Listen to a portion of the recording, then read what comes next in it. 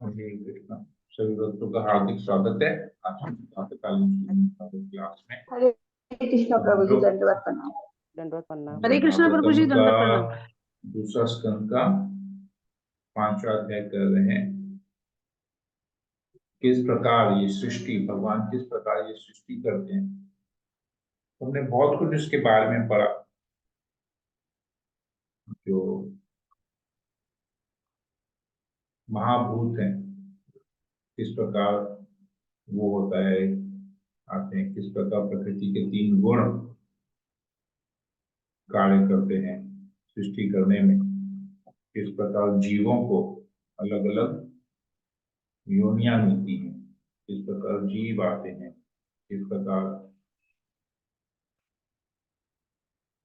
ब्रह्मांड बनता है, ये सब कुछ हमने काफी डिटेल में पढ़ा। किस प्रकार ये स्पर्श, सुगंध, ध्वनि, कैसे ये सब बनता है, सब कुछ हमने डिटेल में पढ़ा। किस प्रकार से देवता गण आते हैं, किस प्रकार जो 10 दिशाएं हैं वो आती हैं, फिर किस प्रकार अलग अलग देवता आते हैं, ये सब हमने पढ़ा। और किस प्रकार फिर ये जो हमारे स्थूल शरीर की जो इंद्रियां हैं वो कैसे उत्पन्न होती, और फिर सब कुछ हो जाने के बाद लास्ट में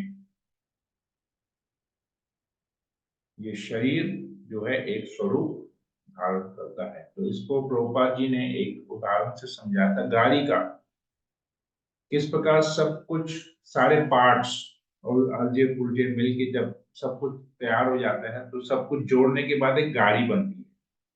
तो इस सृष्टि में ये सब कुछ हो जाता है, उसके बाद अंत में ये शरीर बनता है। और वो भगवत गीता में भी गाड़ी को, शरीर को गाड़ी से तुलना की गई है कि गाड़ी तो बन गया परंतु जब उसमें एक ड्राइवर बैठता तभी वो गाड़ी चलती है। तो उसी प्रकार ये शरीर बनने के बाद इसमें आत्मा प्रवेश करता है तो ये शरीर भी क्रियाशील हो जाता है। तो यहाँ तक हमने पढ़ा था। इसके बाद अब इसी में हम लोग और आगे आज पढ़ेंगे श्लोक नंबर 33 से 33 से आज हम लोग इसका अध्ययन करना प्रारंभ करेंगे। ओम अज्ञानतिमिरान्धस्य ज्ञानाञ्जनशलाकया चक्षुरुन्मीलितं येन तस्मै श्रीगुरवे नमः। नमो विष्णुपादाय कृष्णप्रेष्ठाय भूतले श्रीमते भक्तिवेदांत स्वामिनिति नामिने नमस्ते सरस्वती देवे गौरवाणी प्रचारिणे निर्विशेष शून्यवादी हे कृष्णा करुणा सिंधु जगत्पते रूपेश नमस्ते तप्त कांचन गौरांगी राधे वृंदावनेश्वरी कृष्णानुसुते देवी प्रणमामि। पंचाकल्पतरुभ्यश्च कृपा सिन्धुभ्येव च पतितानां पावनेभ्यो वैष्णवेभ्यो नमः। जय श्री कृष्ण चैतन्य प्रभु नित्यानंद श्री अद्वैत गदाधर श्रीवासादि गौरभक्तवृंद। हरे कृष्ण कृष्ण कृष्ण हरे हरे राम की जय। ओम नमो भगवते वासुदेवाय। ओम नमो भगवते वासुदेवाय। ओम नमो भगवते वासुदेवाय। श्रीमद् भागवतम दूसरा स्कंद अध्याय 5 समस्त कारणों के कारण, श्लोक नंबर 33। तो ब्रह्मा जी कहते हैं, जब पूर्ण पुरुषोत्तम भगवान की शक्ति के बल से ये सब एकत्र हो गए तो सृष्टि से मूल तथा गौण कारणों को स्वीकार करते हुए यह ब्रह्मांड अस्तित्व में आया। तो लास्ट में ये ब्रह्मांड आता है। तो पहले सब कुछ बन जाता है, फिर लास्ट में ब्रह्मांड बनता है। तात्पर्य में प्रभुपाद जी लिखते हैं, इस श्लोक में स्पष्ट उल्लेख हुआ है कि सृष्टि के लिए भगवान अपनी विभिन्न शक्तियां प्रयुक्त करते हैं। ऐसा नहीं है कि वे स्वयं भौतिक जगत में रूपांतरित हो जाते हैं। वे अपनी विभिन्न शक्तियों द्वारा तथा अपने पूर्ण अंशों द्वारा अपना विस्तार करते हैं। कभी कभी ब्रह्म ज्योति के आध्यात्मिक आकाश के एक कोने में आध्यात्मिक बादल प्रकट होता है और इस तरह आच्छादित भाग महत्तत्व कहलाता है। तब भगवान अपने महाविष्णु अंश द्वारा इस महत्तत्व के जल में शयन करते हैं और इस जल को कारणानुभव अर्थात कारण जल कहा जाता है। जब महाविष्णु इस कारण जल में सोते रहते हैं तो उनकी श्वास के साथ असंख्य ब्रह्मांड जन्म लेते हैं। ये ब्रह्मांड तैरते रहते हैं और समस्त कारण जल में चारों ओर बिखर जाते हैं। वे महाविष्णु की श्वास के समय तक ही टिके रहते हैं। यही महाविष्णु पुनः गर्भोदक्षाई विष्णु के रूप में प्रत्येक ब्रह्मांड में प्रवेश करते हैं और वहां यह नाग जैसा शेष अवतार पर लेटे रहते हैं। उनकी नाभि से कमलनाग फूट निकलता है और इस कमल के ऊपर ब्रह्मांड के स्वामी ब्रह्मा उत्पन्न होते हैं। तब वे इस ब्रह्मांड के भीतर सभी प्रकार के जीवों को अपनी इच्छा अनुसार विभिन्न प्रकार का आकार प्रदान करते हैं। वे सूर्य चंद्रमा तथा अन्य देवताओं को भी उत्पन्न करते हैं। अतएव इस भौतिक सृष्टि के मुख्य शिल्पी स्वयं भगवान है, जैसा कि भगवत गीता में पुष्टि हुई हुई है। वे ही प्रकृति के सारे चर तथा अचर प्राणियों को उत्पन्न करने के लिए निर्देश करते हैं। भौतिक सृष्टि दो प्रकार की है, महाविष्णु द्वारा सामूहिक ब्रह्मांडों की सृष्टि जैसा ऊपर बताया गया है, तथा एकाकी ब्रह्मांड की सृष्टि। इन दोनों का सृजन भगवान द्वारा होता है और इस तरह ब्रह्मांड अपना स्वरूप धारण करता है, जैसा हम देख सकते हैं। तो ये बहुत सुंदर तरीके से यहाँ बताया गया है पूरा सृष्टि कैसे होता है, प्रभुपाद जी तात्पर्य में समझा रहे हैं। तो इसको समझने के लिए अगर एक बार आप लोगों को, जैसे ये तो पढ़ लिया, पर एक बार इसको अगर देख लेंगे ना तो और ज्यादा क्लियरली ये आपको समझ में आएगा। तो इसको एक बार हम लोग देखते हैं। इसमें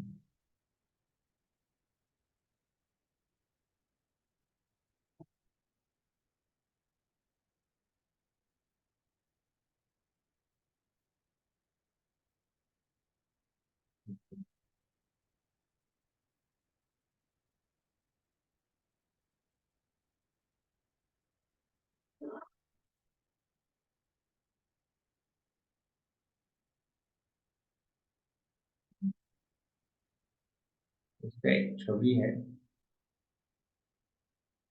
जिसको देखने से पूरा ये जो प्रभुपाद जी लिखे हैं ये एकदम समझ में आ जाएगा, स्पष्ट समझ में आ जाएगा।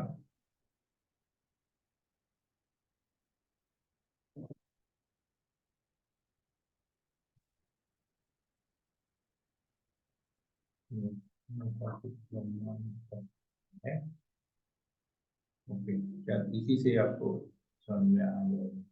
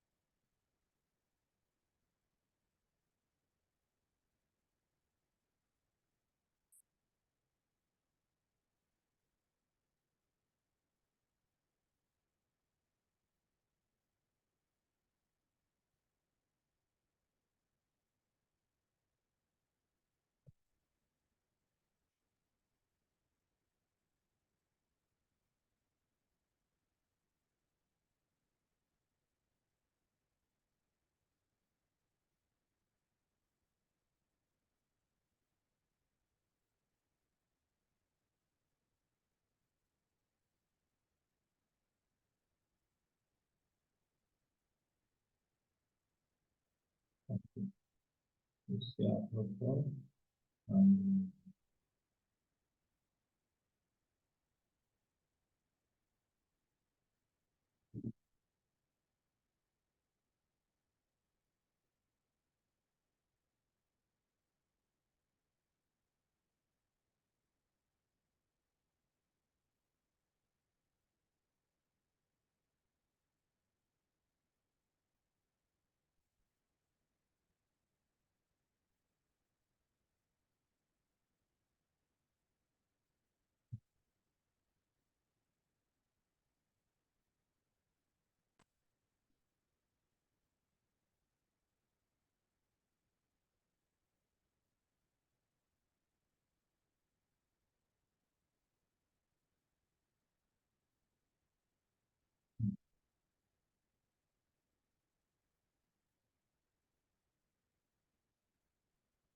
आप लोग अभी स्क्रीन में कुछ देख पा रहे हैं? एक फोटो। हाँ प्रभु। ओके, ये है ये है पूरा ब्रह्मांड, पूरा सृष्टि। खाली ब्रह्मांड नहीं, पूरी सृष्टि है। ओके, ये देखिए, ये पूरी सृष्टि है। ये आध्यात्मिक जगत है, ऊपर का पोर्शन अभी जो आप देख रहे हैं। वैकुंठ लोक है, माधुर्य धाम है, ऐश्वर्य धाम है, और ये है भौतिक जगत। तो प्रभुपाद जी यहाँ पर लिखते हैं कि किसी कभी कभी ब्रह्म ज्योति के आध्यात्मिक आकाश के एक कोने में आध्यात्मिक बादल प्रकट होता है और इस तरह आच्छादित भाग महत्त्व कहलाता है। तो एक बादल प्रकट होता है और उस पर्टिकुलर बादल को, उस भाग को महत्त्व कहलाता है। तो यहाँ पर तो ये पूरा सृष्टि है, आध्यात्मिक जगत, भौतिक जगत। देखिए यहाँ पर असंख्य वैकुंठ लोक हैं। तो ये आच्छादित वो जगह है आकाश में जहां पर भौतिक जगत। तो यहाँ पर हम लोग देखते हैं कि कारण दक्षाई विष्णु, ये कारण सागर पर जो अभी हमने पढ़ा, कारण सागर। ओके, ये है कारण सागर।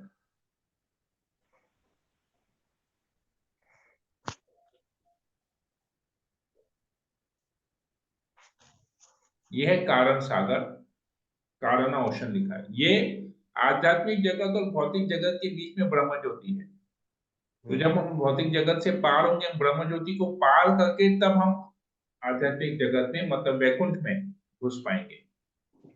जो योगी जन होते हैं ब्रह्म ज्योति तक ही ध्यान करते हैं, उसके अंदर नहीं जा पाते, प्रवेश नहीं कर पाते, उसके बाहर, उसके उस तरफ है, ब्रह्म ज्योति के उस तरफ।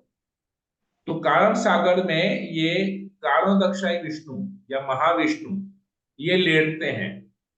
और जब ये लेटते हैं तो इनके हर एक शरीर के हर एक कर्ण से एक एक ब्रह्मांड प्रकट होता है। तो ये असंख्य, ऐसे असंख्य ब्रह्मांड, और असंख्य ब्रह्मांड में फिर क्या करते हैं, वो प्रवेश करते हैं गर्भोदक्षाई विष्णु के रूप में। तो यहां पर आप देखेंगे गर्भोदक्षाई विष्णु, नीचे में गर्भोदक्षाई विष्णु, जो कि प्रभुपाद लिखते हैं नाग पर। महाविष्णु इस कालन जल में सोते रहते हैं, तो उनकी श्वास के साथ असंख्य ब्रह्मांड जन्म लेते हैं। हम देखते हैं कि यहाँ पर महाविष्णु सोए हुए हैं और उनके श्वास से असंख्य ब्रह्मांड जन्म लेते हैं। तो ये ब्रह्मांड तैरते रहते हैं और समस्त कारण जल में चारों ओर बिखर जाते हैं। तो सब कारण जल में, सब जगह, अलग अलग जगह पे ब्रह्मांड बिखर जा रहे हैं। तो जब तक महाविष्णु की श्वास के समय तक ही टिके रहते हैं, जब वो श्वास वापस लेते हैं, एक्सेल एंड इनहेल, एक्सेल जब करते हैं, श्वास छोड़ते हैं, तो ब्रह्मांड प्रकट होते हैं। इनहेल जब श्वास लेते हैं, तो ब्रह्मांड सारे उनके शरीर में वापस चले जाते हैं। तो यही महाविष्णु पुनः गर्भोदक्षाई विष्णु के रूप में प्रत्येक ब्रह्मांड में प्रवेश करते हैं। तो ये प्रत्येक ब्रह्मांड में गर्भोदक्षाई विष्णु के रूप में प्रवेश करते हैं। यहाँ पर आप देख पा रहे होंगे। और वहां यह नाग जैसे शेष अवतार पर लेटे रहते हैं। तो ये अनंत शेष के जो अवतार हैं उनके ऊपर ये लेटे रहते हैं। ठीक है। उनकी नाभि से कमल लाल फूट निकलता है और इस कमल के ऊपर ब्रह्मांड के स्वामी ब्रह्मा उत्पन्न होते हैं। तो देखेंगे आप कैसे गर्भोदक्षय विष्णु की नाभि से एक ऐसे ये कमल का फूल निकला है जिसमें ब्रह्मा जी जिससे ब्रह्मा जी की उत्पत्ति होती है। तो फिर ब्रह्मा जी फिर सूर्य चंद्रमा अन्य देवताओं को भी उत्पन्न करते। तो ब्रह्मा जी फिर बाकी सब कुछ उत्पन्न करते। तो भगवान सब कुछ करने के बाद ब्रह्मा जी को उत्पन्न कर, ब्रह्मा जी बाकी सब कुछ, इसलिए ब्रह्मा जी को सेकेंडरी क्रिएटर कहा जाता है। प्राइमरी क्रिएटर भगवान है। भगवान के पुरुषा अवतार कारोदक्षाई विष्णु या महाविष्णु, फिर गर्भोदक्षाई विष्णु, फिर शिरोदक्षाई विष्णु। शिरोदक्षाई विष्णु प्रवेश करते हैं हर एक जीव के हृदय में परमात्मा के रूप में, हर एक अणु परमाणु के अंदर प्रकट होते हैं। तो ये सृष्टि यहाँ पर प्रभुपाद जी समझा रहे हैं। सभी को क्लियर है? ये कोई प्रश्न है? हाँ प्रभु, ये जो हाँ ब्रह्मा जी सृष्टि रचे हैं, लेकिन हाँ। सूर्य चंद्रमा पहले आया कि ब्रह्मा जी के पहले? ब्रह्मा जी सारे देवता ब्रह्मा जी से प्रकट होते हैं ना। नारद मुनि भी तो अच्छा ब्रह्मा जी से प्रकट होते हैं। अच्छा, सूर्य चंद्रमा भी ब्रह्मा जी से? सब कुछ ब्रह्मा जी से प्रकट होते हैं।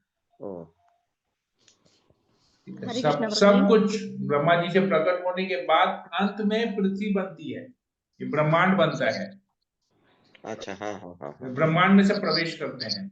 सबसे पहले ब्रह्मा जी आते हैं, ब्रह्मा जी से ही सब कुछ प्रकट होता है। पृथ्वी तो बाद में आया। हाँ बोलिए। यस, आशा माता जी बोलिए। हरे कृष्ण प्रभु जी।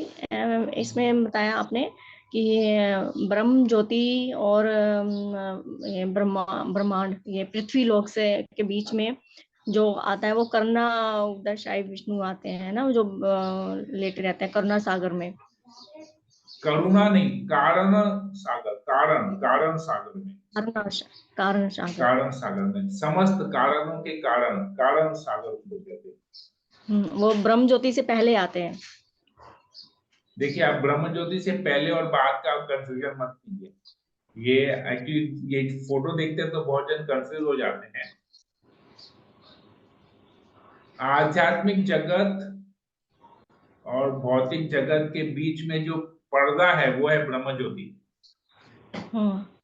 ठीक है, बाद और पहले नहीं। आध्यात्मिक जगत और भौतिक जगत के बीच में जो पर्दा है वो ब्रह्म ज्योति है।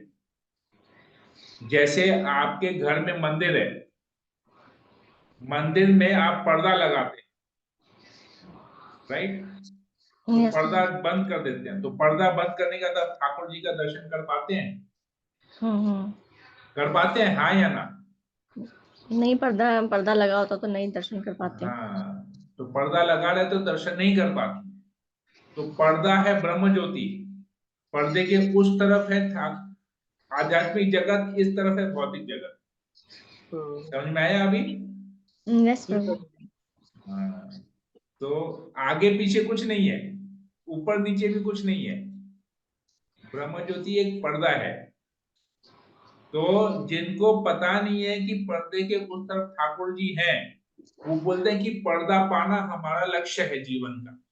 जो भगवान के निराकार रूप को पूछते हैं, वो कहते हैं कि ब्रह्म ज्योति ही सब कुछ है, पर्दा ही सब कुछ है। तो पर्दे में चले जाएंगे, बस बोलते हैं ना, पर्दे में रहने दो, पर्दा ना हटाओ। पर्दा जो हट गया तो भेद खुल जाएगा। तो ये हिसाब किताब है। तो पर्दे में रहने दो। तो जो निराकार रूप है वो लोग कहते हैं पर्दे में रहने दो, पर्दा न उठाओ। तो ये है। और भक्त लोग कहते हैं पर्दा उठाओ, भेद खुलने दो, ठाकुर जी का दर्शन करने दो। ठीक है। प्रभु तो जी देखिए, यही। ये भौतिक जगत के गाने भी एक्चुअली आध्यात्मिक जगत से ही आए हैं, लेकिन लोग उसको समझ नहीं पाते हैं। तो अभी क्लियर हुआ? तो इस तरफ जो जो भौतिक जगत है, तो भौतिक जगत में भगवान आके कारण सागर में लेटते हैं। कारण सागर क्या है? कारण सागर भगवान के शरीर से निकला हुआ पसीना है, ठीक है। और भगवान उसमें जाके लेटते हैं, लेट के उसमें से श्वास छोड़ते हैं, एक्सेल करते हैं, तो उनके श्वास से असंख्य ब्रह्मांड निकलते हैं। फिर हर एक ब्रह्मांड में भगवान गर्भोदकशाही विष्णु के रूप में प्रवेश करते हैं, हर ब्रह्मांड में प्रवेश करते हैं। और हर ब्रह्मांड में गर्भोदकशाही विष्णु के रूप में प्रवेश करके हर ब्रह्मांड में गर्भोदकशाही विष्णु की नाभि से कमल का फूल निकलता है, और उस कमल के फूल से ब्रह्मा की उत्पत्ति होती है। तो हमारे ब्रह्मांड में, हम जिस ब्रह्मांड में रहे हुए हैं, इस ब्रह्मांड में जो ब्रह्मा जी है वो चतुर्मुख वाले हैं, चार मुख वाले, चार सिर वाले। किसी ब्रह्मांड में एक सिर वाले होते हैं, किसी में दो वाले होते हैं, किसी में तीन वाले होते हैं, किसी में चार, किसी में पांच, किसी में छह, किसी में सात, ऐसे करके असंख्य ब्रह्मांड, असंख्य ब्रह्मा जी।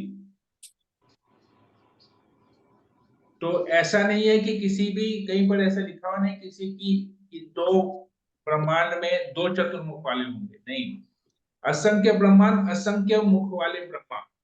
तो जितने ब्रह्मांड निकलेंगे उतने मुख वाले ब्रह्मा जी भी होंगे, ठीक है। तो फिर ब्रह्मा जी सारी देवताओं के उत्पत्ति करते हैं, सूर्य चंद्र सब कुछ। एक्चुअली इनकी उत्पत्ति ऑलरेडी भगवान कर दिए हैं, लेकिन ब्रह्मा जी के द्वारा, ब्रह्मा जी के, हम लोग आगे बढ़ेंगे, ब्रह्मा जी के हर शरीर के अंग से कौन कौन प्रकट होता है। नारद मुनि कहाँ से प्रकट होते हैं, चतुर्कुमार कहाँ से प्रकट होते हैं, देवतागण कहाँ से प्रकट होते हैं, आपका ये मनु कहाँ से प्रकट होते हैं, सब कुछ इसमें हम लोग पढ़ेंगे, ठीक है। क्लियर है अक्षरानी माता जी? जी समझ में आया? प्रभु, जी प्रभु। आगे और पढ़ लेते हैं। एक बात और पूछे प्रभु, यस, हाँ पूछिए।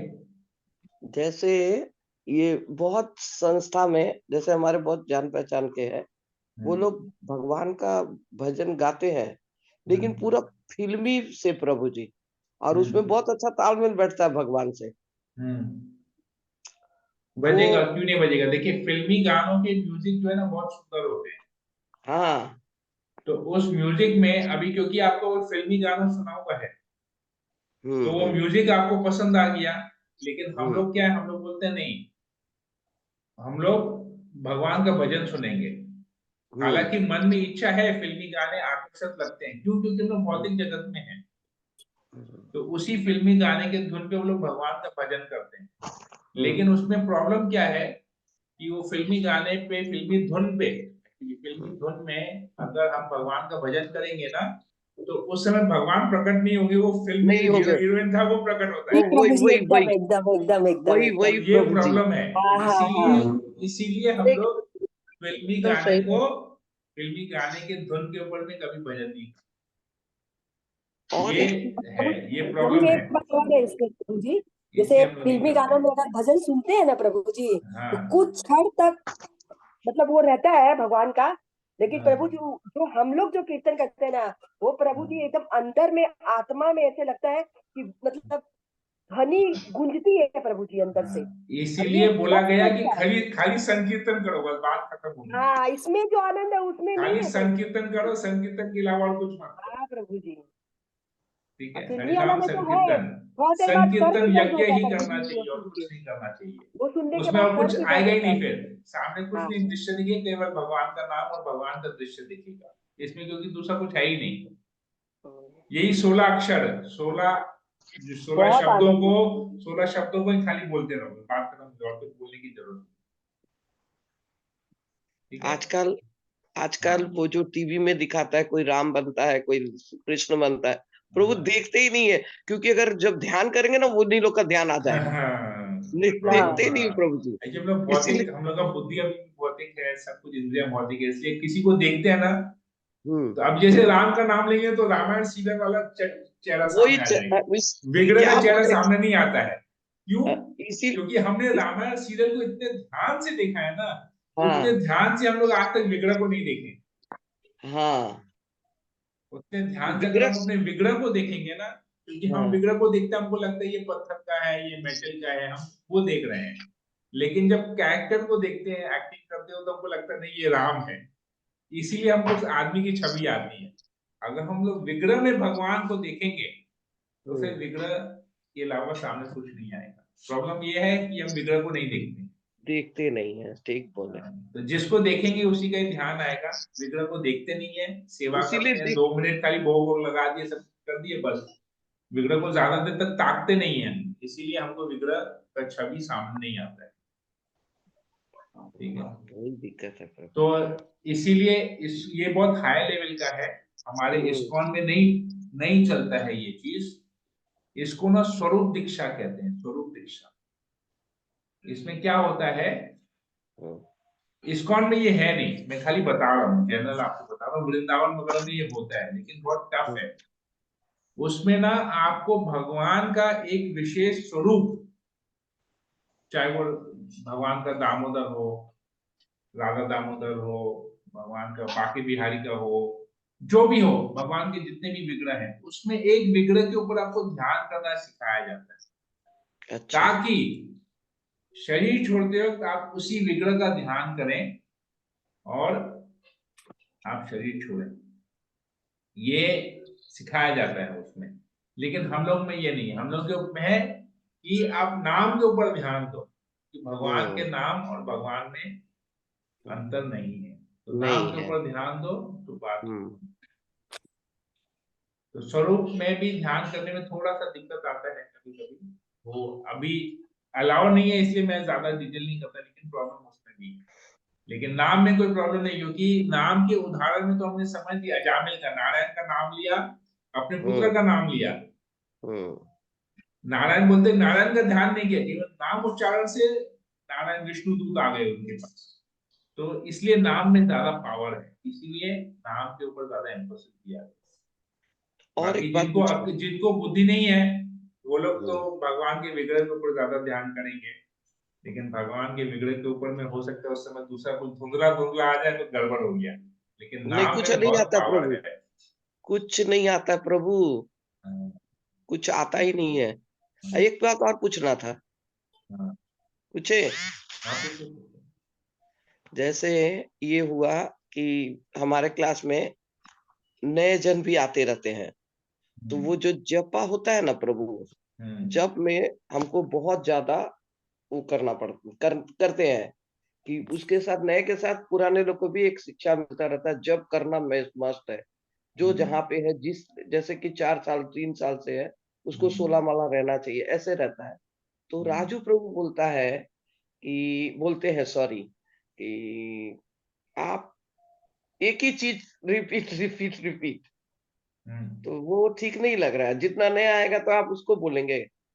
तो और प्रभु जब क्लास में आते हैं ना, तो पहला प्रश्न पूछते हैं, कौन कितना माला जप कर रहा है। प्रभु अगर हम माला पे नहीं ध्यान देंगे तो फिर क्या होगा कि प्रभु के सामने कोई बोलेगा एक, कोई बोलेगा करता है, वो नहीं हूँ। तो क्या करना चाहिए इसमें बताइए। करना ये चाहिए कि भगवान बोलते हैं कलयुग में हरे नाम ही केवलम। जब भगवान बोल रहे हैं कि तुमको जप करना है, तो हम तो भगवान का प्रतिनिधि हो गए, तुमसे पूछें तुम कितना जप कर रहे हो। चैतन्य महाप्रभु बोलते हैं 64 माला जो जप नहीं करता है वो पतित है। क्या है?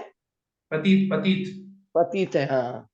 जो 64 माला जप नहीं करता है। भक्ति सिद्धांत सरस्वती ठाकुर बोले 64 राउंड्स, जो 64 राउंड नहीं करता है उसका उद्धार नहीं होता। प्रभुपाद बोलते 16 माला जप करो मैं तुम्हारा उद्धार कर रहा हूँ। तो ऑलरेडी प्रभुपाद ने 75% डिस्काउंट दे दिया। बोलते हैं 100 रुपए का सामान आप 25 रुपए में खरीद के जाओ, और आप 25 रुपए में बोलते नहीं प्रभु हम 1 रुपया में लेंगे, तो कैसे चलेगा।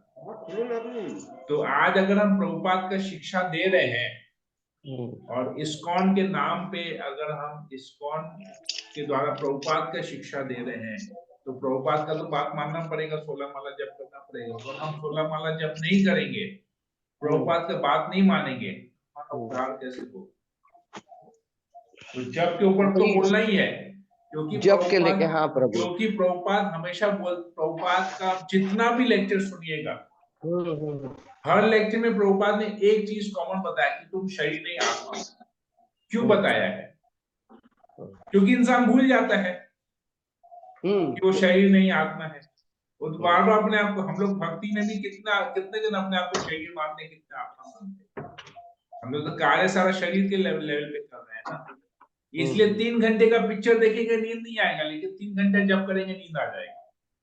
क्यों? क्योंकि हम अभी भी शरीर के लेवल पे, जितना भी ज्ञान ले लें, सब कुछ ले लें, लेकिन प्रैक्टिकल एप्लीकेशन क्या? 3 घंटे का पिक्चर देखिए, मजा आए, नींद आए, आधा घंटा खाली जब कीजिए, देखिए कैसे नींद आता है।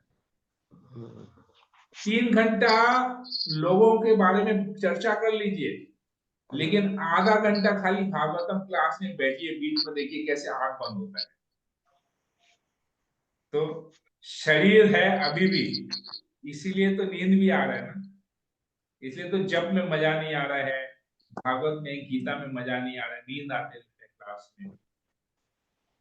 अब ऑफिस में दिन भर 8 घंटा 10 घंटा किसी को बोलिए दुकान में बैठ के, ऑफिस में बैठ के काम कर लेगा, लेकिन किसी को बोलिए 2 घंटा तुम यहाँ जमीन पे बैठो तो सही, 1 घंटा तुम जमीन पे बैठो और मेरे साथ कीर्तन करो, नहीं करेगा, बोर हो जाएगा कीर्तन करने में, काम करने में। धन कमाने में, भौतिक जगत का धन कमाने में थकता नहीं है, लेकिन आध्यात्मिक जगत का धन कमाने में इंसान थक जाता है। क्यों? क्योंकि हम अभी भी शरीर हैं, अपने आप को शरीर मान रहे हैं, इतना ज्ञान के बाद भी शरीर मान रहे हैं, इसलिए थक जा रहे हैं। प्रॉब्लम यही है। तो जब के लिए तो बोलना ही है, अगर बोलता है कि आप जब बार बार क्यों जब के ऊपर मत बोलिए बार बार, तो बोली फिर आप क्लास में मत आइए अगर आपको अच्छा नहीं लगता है। तो प्रभुपाद बोले 16 माला जप, तो जब प्रभुपाद बोले 16 माला जप, हम लोग प्रभुपाद के लिए शिक्षा दे रहे हैं, तो 16 तो जप के बारे में क्यों नहीं बोलेंगे? भगवान बोलते हैं हरे कृष्ण महामंत्र जप करना, हरे नाम ही केवल। भगवान बोलते हैं दूसरा कुछ नहीं आएगा काम, केवल हरि का नाम काम आएगा। तो जब भगवान बोल रहे हैं हरि का नाम काम आएगा, तो हम दूसरे बारे में हम तो वही पूछेंगे ना जो काम का चीज है, उसके बारे में पूछेंगे, बेकार का चीज क्या पूछेंगे? जैसे प्याली सिंह लोग प्रभु 16 माला जप करती थी, लेकिन हफ्ता में पकड़ते हैं ना 4 पे आ गया, अगर नहीं पकड़ेंगे प्रभु तो पता कैसे चलेगा कि 16 से 4 आ गया? तो ये शिक्षा ठीक नहीं जा रहा है, मतलब बार बार जप के ऊपर बोलना चाहिए, और कुछ मत बोलिए, खाली जप के ऊपर कीजिए, बात खत्म। जप करना ही है, और कुछ करो नहीं करो, लेकिन जप जरूर करना है। क्यों? हम आपको बताते हैं। बोलिए। 4 नियम फिर भी टूट जाए प्रॉब्लम नहीं है, 4 नियम में से कोई एक नियम टूट जाए प्रॉब्लम नहीं, लेकिन 16 माला के नीचे नहीं आना चाहिए। क्यों? क्योंकि 16 जैसे योद्धा होता है ना, योद्धा क्या होता है? योद्धा जब आपका जाके लड़ाई करता है दुश्मन के साथ, जब जाके उसके हाथ में तलवार होगा, उसके हाथ में भाला होगा, उसके हाथ में ढाल होगा, उसके शरीर पे कवच बना हुआ रहता, तो भले उसके हाथ से भाला गिर जाए, भले उसके हाथ से तलवार गिर जाए, भले उसके हाथ से छुरी गिर जाए, उसके हाथ से वो ढाल गिर जाए, लेकिन अगर उसका सुरक्षा कवच बना हुआ रहेगा, तो वो वापस से उठ के कहीं से भी एक तलवार जुगाड़ करेगा, भाला जुगाड़ करेगा और लड़ेगा। लेकिन अगर उसका सुरक्षा कवच टूट गया, उसका जो रक्षा कवच जो वो पहन के रखा है शरीर में, अगर वो टूट गया, तो उसको कोई भी तीर लग जाएगा, तीर चुप जाएगा, वो खत्म हो जाएगा, मृत्यु हो जाएगी। तो ये 16 माला ना हमारा वो कवच है, क्योंकि हम लोग भी एक योद्धा है। प्रभुपाद बोलते हैं जिस दिन आपने हाथ में जपमाला ले लिया, आपका कलयुग के साथ युद्ध छिड़ गया, कली के साथ। Very good. तो जिस दिन आपने ये माला छोड़ा, आप उस दिन युद्ध हार गए, आप खत्म। लेकिन जब तक आप माला पकड़े रहोगे, तब तक आपका कली से युद्ध चलता रहेगा, चलते रहेगा। और ये जब तक आप जप करते रहोगे, माला जब तक हाथ में पकड़ा है, आपका कली कुछ नहीं कर सकती, कली आपको हरा नहीं सकेगी। लेकिन जिस दिन आपने जब छोड़ दिया, उस दिन आप इस युद्ध को हार गए। तो ये जप हमारा कवच है, तो ये कवच को कभी नहीं छोड़ना है। भले ही हमारे हाथ से शस्त्र गिर जाए, हमारे हाथ से तलवार गिर जाए, हमारे हाथ से भाला गिर जाए, लेकिन कवच कभी नहीं टूटना चाहिए। कवच टूटा, हमारा जीवन खत्म, भक्ति में जीवन खत्म। तो इसीलिए 16 माला जप करना ही चाहिए। 16 माला हमारा कवच है, कुछ 12 कवच। माला, 8 माला, 4 माला, 1 माला, 2 माला हमारा कवच नहीं है। हम्म, एक माला समझ लीजिए जूता पहनने के बराबर हो गया।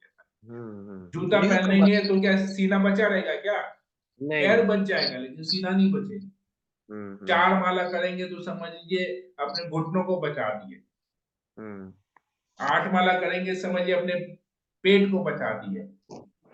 12 माला करेंगे अपने छाती को बचा दिए, लेकिन सर तो फिर भी है, सर पे कोई मार देगा तो खत्म हो गया ना। लेकिन 16 माला करेंगे तो एक हेलमेट भी पहन लिए, बस शरीर का सब कुछ ढक गया।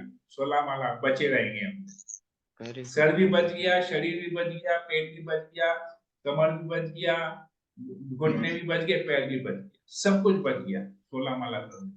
पूरा का पूरा ऊपर से नीचे ढक गए, कोई प्रॉब्लम नहीं।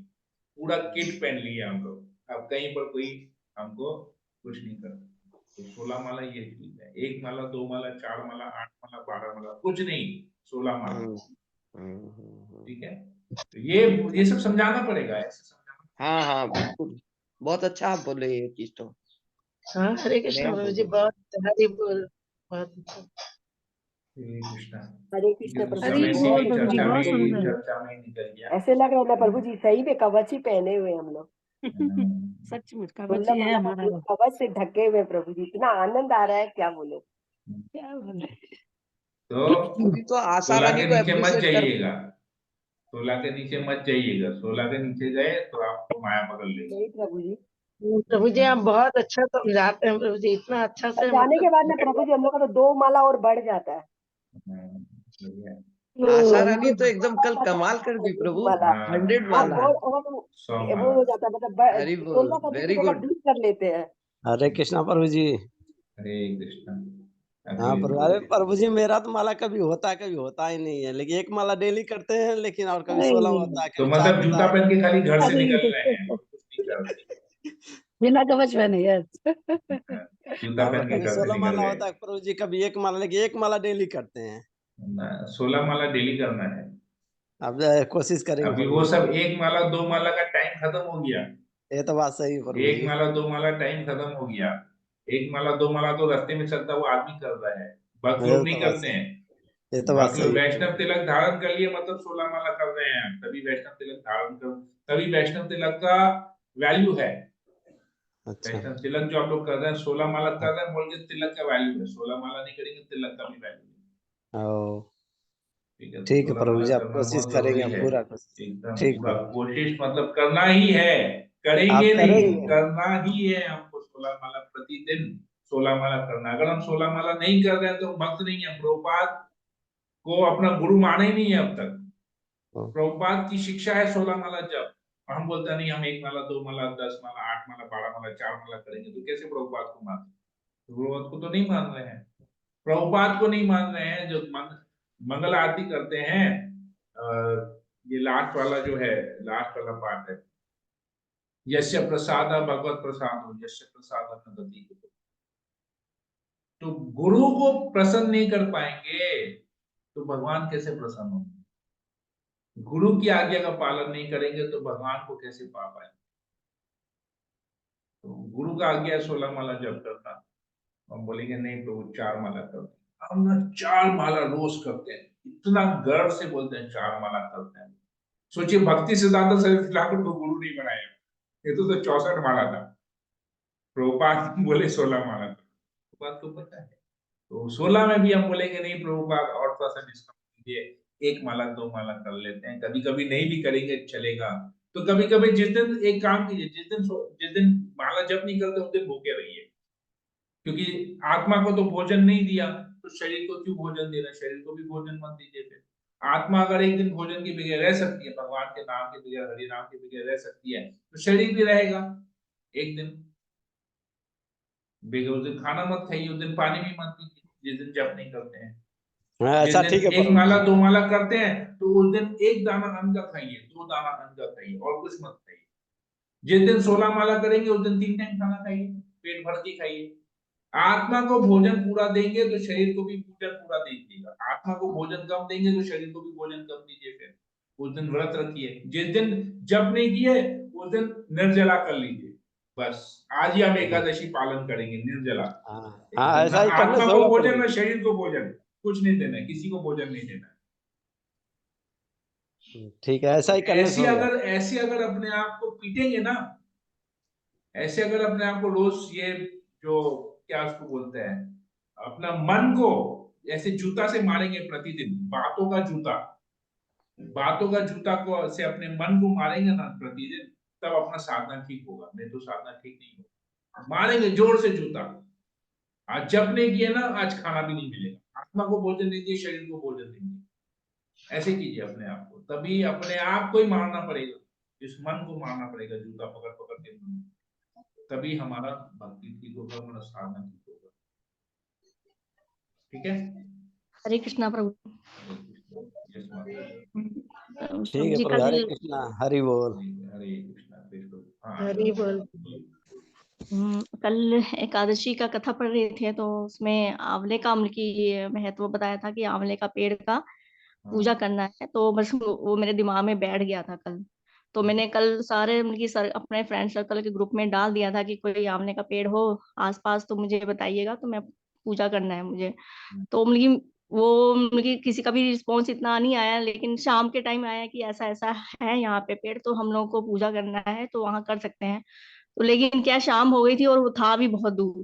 तो फिर मैंने जब शाम को संध्या आरती की मैंने, तो भगवान से प्रार्थना की कि प्रभु जी मेरी इच्छा थी बहुत कि मुझे आंवले का पेड़ का पूजा करना था, तो अगर मैं नहीं कर पाई हूँ तो मुझे इतनी मतलब की शक्ति दीजिए, इतनी एनर्जी दीजिए कि मैं कम से कम रात को आपका नाम जप कर सकूं, और जितना हो सके मैं उतना कर सकूं।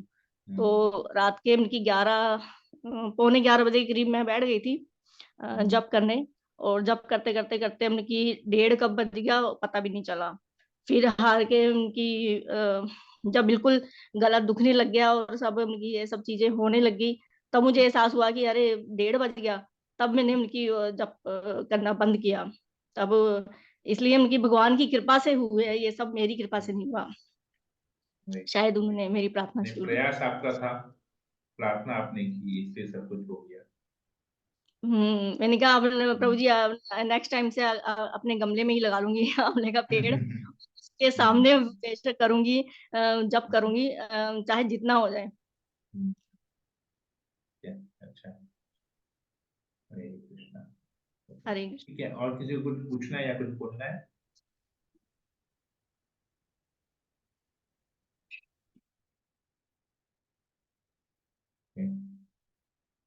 पारण का समय हो गया, सब पारण कर लीजिए। हाँ ठीक है, चलिए।